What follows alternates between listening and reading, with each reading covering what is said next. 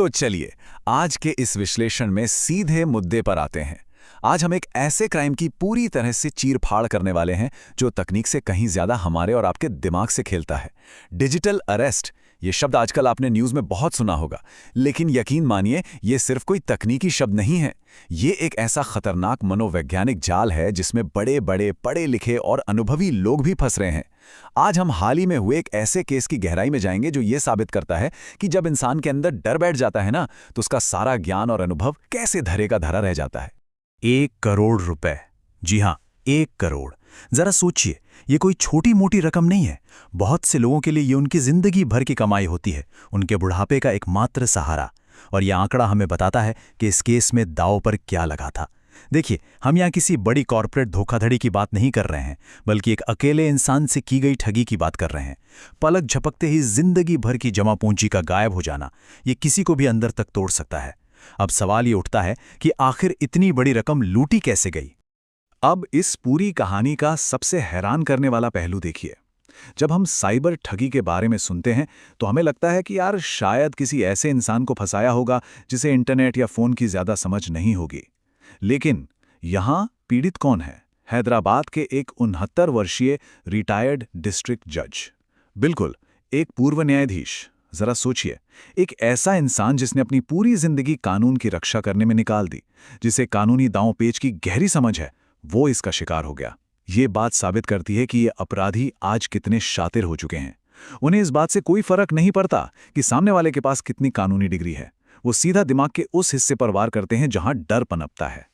तो आखिर ये सब हुआ कैसे? जरा इस टाइमलाइन पे नजर डालिए। सिर्फ 1 हफ्ते पहले की बात है, उन्हें पहली धमकी भरी कॉल आती है। फिर अगले ही कुछ दिनों के अंदर उस दहशत के माहौल में 1 करोड़ रुपए से ज्यादा की रकम ट्रांसफर कर दी जाती है। और फिर आज से मुश्किल से 3 दिन पहले उन्हें इस बात का एहसास होता है कि उनके साथ एक बहुत बड़ा धोखा हुआ है, जिसके बाद पुलिस में शिकायत दर्ज होती है।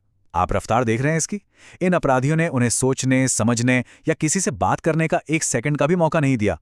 उन्होंने एक ऐसा प्रेशर कुकर जैसा माहौल बना दिया कि पीड़ित को लगा बस तुरंत पैसे देना ही खुद को बचाने का इकलौता रास्ता है। तो सबसे पहले ये समझना बहुत जरूरी है कि ये डिजिटल अरेस्ट आखिर है किस बला का नाम। आसान भाषा में समझें तो ये एक ऐसा स्कैम है जहां ये ठग पुलिस, सीबीआई या कस्टम अधिकारियों का रूप धारण कर लेते हैं। ये बाकायदा पुलिस की वर्दी पहनकर आपको वीडियो कॉल करेंगे, पीछे आपको एकदम असली सा दिखने वाला पुलिस स्टेशन का बैकग्राउंड दिखेगा।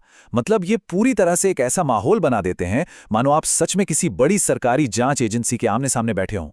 ये सिर्फ एक फोन कॉल नहीं है, ये एक बहुत ही सदा हुआ नाटक है जो आपको ये यकीन दिलाने के लिए रचा जाता है कि आप पूरी तरह फंस चुके हैं और अपने ही घर के अंदर अरेस्ट हो चुके हैं। ये पूरा खेल मुख्य रूप से 3 बहुत ही सिस्टमैटिक स्टेप्स में काम करता है। स्टेप 1, वो आप पर किसी बहुत ही गंभीर गैरकानूनी काम का झूठा आरोप लगाएंगे। स्टेप 2, फिर वो आपको बुरी तरह डराएंगे, कानूनी कार्रवाई और तुरंत गिरफ्तारी की धमकियां देंगे। और फिर आता है आखिरी स्टेप, वो आपसे कहेंगे कि अगर आप इस पूरे मामले को यहीं रफा दफा करना चाहते हैं तो तुरंत एक मोटी रकम चुकानी होगी। ये एक पूरा मनोवैज्ञानिक चक्रव्यूह है। वो आप पर दबाव तब तक कम नहीं होने देते जब तक कि पैसा उनके खाते में पहुंच नहीं जाता। वो आपके लॉजिक और सोचने समझने की ताकत को पूरी तरह से सुन्न कर देते हैं। चलिए देखते हैं कि इस पर्टिकुलर केस में रिटायर्ड जज साहब के खिलाफ उन्होंने कौन से हथियार इस्तेमाल किए हैं। इन ठगों ने उन्हें कॉल किया और कहा कि उनके मोबाइल नंबर का इस्तेमाल कई गंभीर अपराधों में हुआ है। और पता है सबसे खौफनाक आरोप क्या लगाया? महिलाओं की तस्करी यानी ह्यूमन ट्रैफिकिंग का आरोप। अब आप खुद सोचिए, एक बेहद सम्मानित नागरिक जिसने अपनी पूरी जिंदगी न्याय व्यवस्था को दी हो, उसके लिए ऐसे घिनौने अपराध में अपना नाम सुनना किसी भयानक बुरे सपने से कम थोड़ी है। इस एक आरोप ने उन्हें इस कदर डरा दिया कि वो पूरी तरह से पैनिक कर गए। और सच कहूं तो यही पैनिक इन अपराधियों का सबसे बड़ा हथियार बन गया। इस पूरे मामले पर पुलिस का एक बहुत ही सीधा सा बयान आया है जो सीधे इस अपराध की जड़ तक पहुंचता है। पुलिस का कहना है कि ठगों की धमकियों से पीड़ित आमतौर पर डर ही जाते हैं। ये एक लाइन इस पूरे क्राइम की हकीकत खोलकर रख देती है।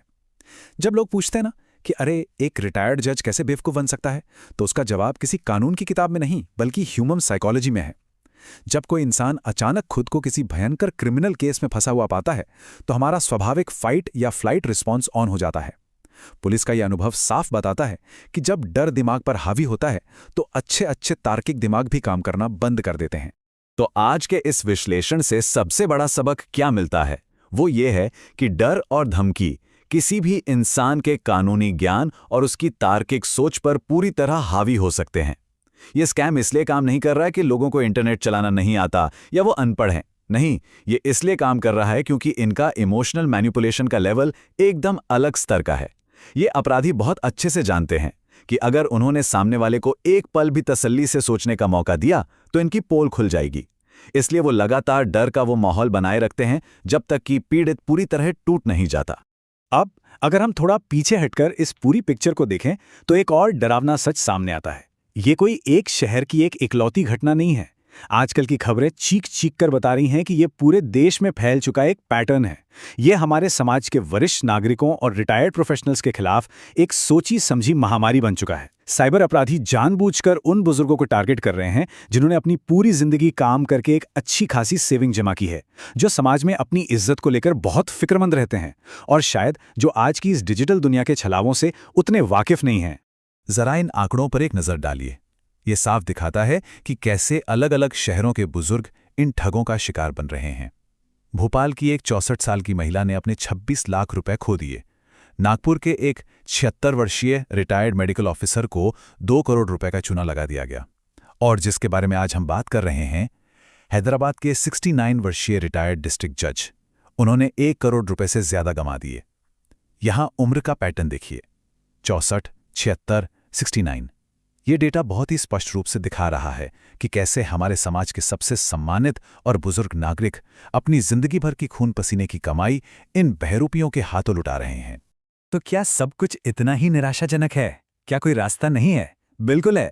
देखिए, जैसे जैसे अपराधी नई तकनीक का इस्तेमाल कर रहे हैं, वैसे वैसे हमारी जांच एजेंसियां भी उनसे निपटने के लिए एडवांस टेक्नोलॉजी अपना रही हैं। इस तरह के क्राइम को रोकने के लिए सीबीआई ने हाल ही में एक नया आर्टिफिशियल इंटेलिजेंस यानी एआई चैटबॉट लॉन्च किया है।